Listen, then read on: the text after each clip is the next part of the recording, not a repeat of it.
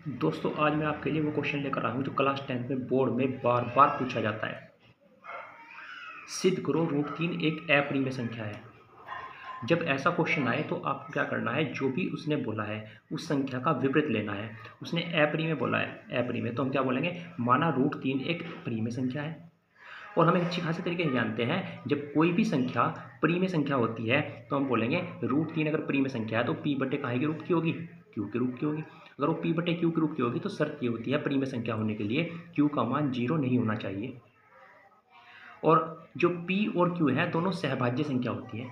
जिन बच्चों को सहभाज्य संख्या नहीं पता मैं बताता हूँ, देखो मैंने साइड में लिखा है 2 और 5, ये संख्या आपस में एक दूसरे को नहीं काटती, या हम बोल सकते हैं इनका HCF नहीं लिया जा सकता। जैसे 3 और 7, ठीक है। अच्छा, फिर क्या करना है हमें, दोनों ओर का वर्ग करने पर, दोनों ओर का वर्ग कर दिया। फिर हमने देखा दोनों ओर का वर्ग करेंगे √3 का स्क्वायर p बटे q का स्क्वायर। √3 का जब स्क्वायर करते हैं, किसी भी संख्या पर अगर रूट लगा हो और उसका स्क्वायर कर जाए तो हमारी संख्या बार आती है। p बटे q का स्क्वायर, p पे अलग स्क्वायर आएगा और q पे अलग स्क्वायर आएगा।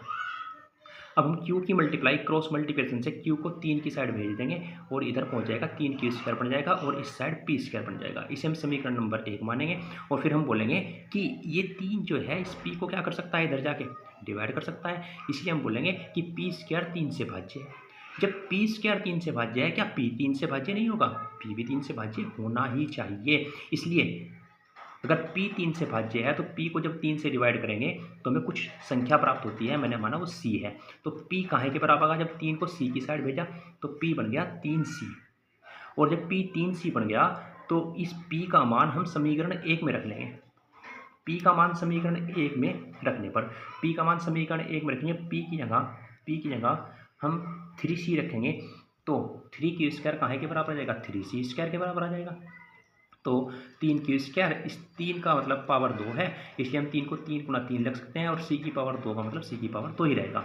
ठीक है, इस 3 से एक 3 कैंसिल हो जाएगा, क्योंकि जो संख्या अगर गुणा होती है अगर काहे में जाती है भाग में तो उसको काट के, इसलिए हम इसको यहीं काट देंगे। इसलिए q स्क्वायर काहे के बराबर आ गया, 3c स्क्वायर के। समीकरण नंबर 2।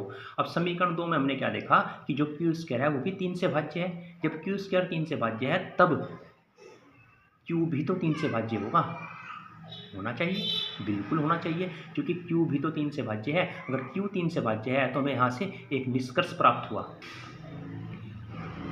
समीकरण 1 व 2 से ज्ञात होता है कि p व q दोनों 3 से भाज्य हैं। जब p भी 3 से भाज्य है और q भी 3 से भाज्य है, जबकि सहभाज्य संख्या किसी उभयनिष्ठ संख्या से नहीं कटती। ये बात पता होनी चाहिए तुम्हें, सहभाज्य संख्या कभी भी किसी उभयनिष्ठ संख्या से नहीं कटती। और जब किसी उभयनिष्ठ संख्या से नहीं कटती तो √3 क्या है, परिमेय संख्या कहलाएगी। क्योंकि अगर ये संख्या √3 क्या कहलाएगी, परिमेय संख्या कहलाएगी। लेकिन आपको क्या करना है, अगर ये परिमेय संख्या है तो उसका विरोधाभास कहना है, इसका अजम्पशन कहना है कि √3 एक अपरिमेय संख्या है, सिद्ध हुआ। बस यही हमको करना है और ये बोर्ड में हर साल ये क्वेश्चन पूछा जाता है। ये क्वेश्चन कई प्रकार से पूछा जाता है, मैं आपको और बताऊंगा कौन कौन से क्वेश्चन पेपर में पूछे जाते हैं। तो दोस्तों ये क्वेश्चन आप घर पर एक बार ट्राई कर सकते हैं। ये क्वेश्चन मैंने आपके लिए छोड़े हैं। √2 एक अपरिमेय संख्या है, सिद्ध करो। √5 एक अपरिमेय संख्या है, सिद्ध करो। √7 एक अपरिमेय संख्या है, सिद्ध करो। ये क्वेश्चन आपको अपने आप एक बार घर पर करके देखना है प्रैक्टिस के तौर पर। और ये क्वेश्चन जैसे मैंने फर्स्ट क्वेश्चन किया है सेम क्वेश्चन ऐसे ही होगा, बिल्कुल ऐसे ही होगा, कुछ भी नहीं नया करना। ठीक है, तो आज के लिए बस इतना ही। धन्यवाद, थैंक यू सो मच।